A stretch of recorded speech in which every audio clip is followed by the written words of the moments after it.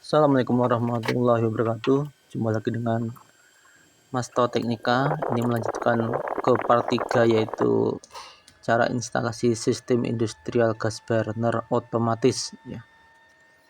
Ini saya kasih cuplikan yang part 1 dan part 2 secara singkat ya, dimana bagian-bagian dan part-partnya dari komponen sistem gas burner otomatis ini, juga instalasinya.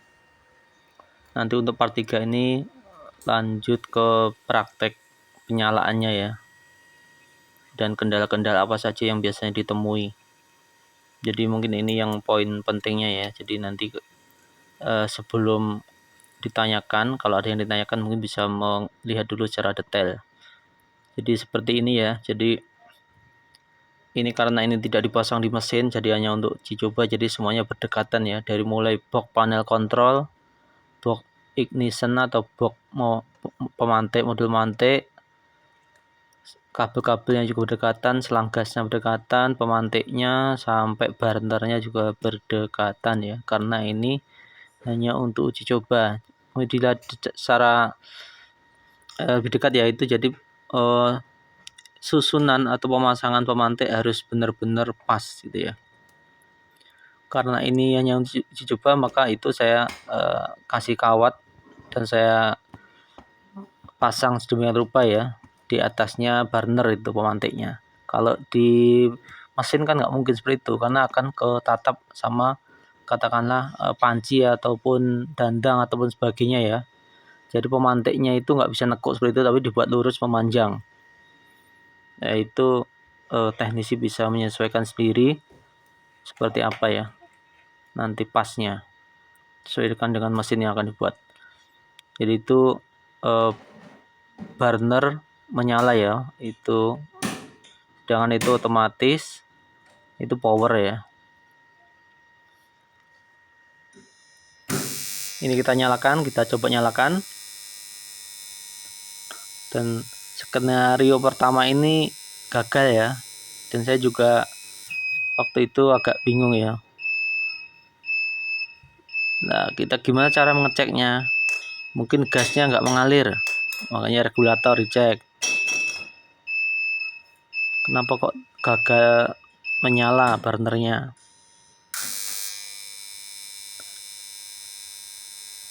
Itu switch burner saya matikan, saya nyalakan lagi untuk restart ya, untuk reset. Ternyata masih gagal itu ya kan.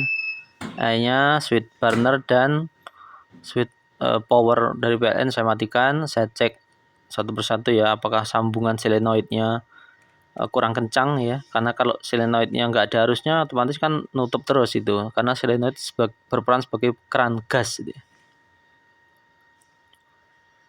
Ternyata sudah sesuai, saya masukkan lagi itu,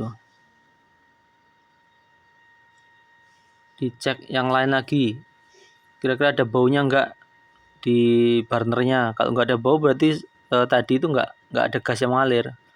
Nah itu ternyata lupa saya buka itu keran gasnya dari burnernya, lupa saya buka, lalu saya nyalakan lagi.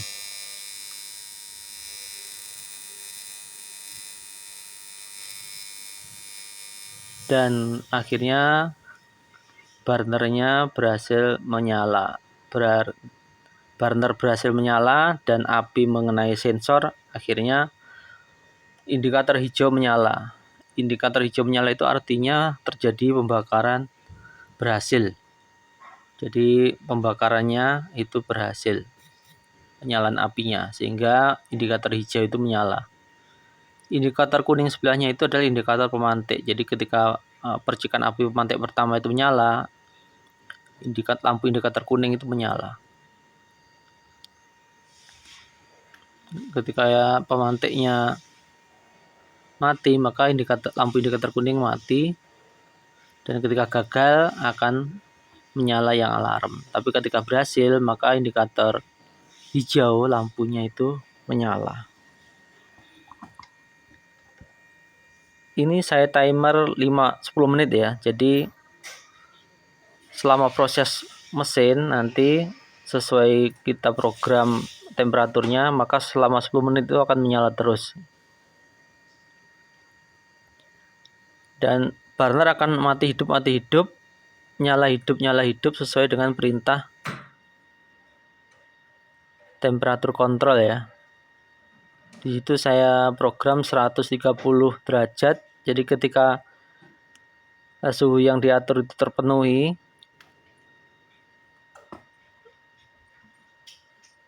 lebih dari 130 maka burner akan menyala. Tapi mesin akan tetap hidup ya, mesin secara keseluruhan mesin akan tetap hidup sampai 10 menit itu. Sesuai saya program di percobaan ini. Nah, itu menyala lagi karena suhunya turun di bawah 130 derajat. Dan akan seperti itu terus sampai timernya, karena ini timernya di program otomatis, jadi sampai waktu yang ditentukan itu habis baru mesin akan menyala mati secara keseluruhan ini ya.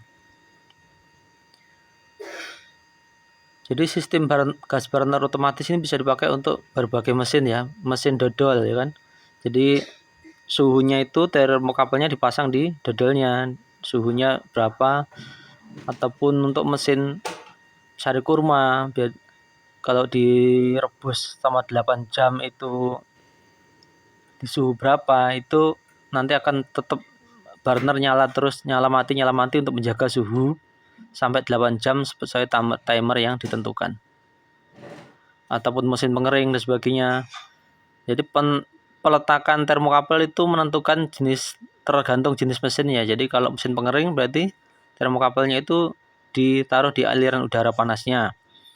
Kalau mesin untuk merebus atau menggoreng berarti termokabelnya dipasang di minyaknya atau di airnya.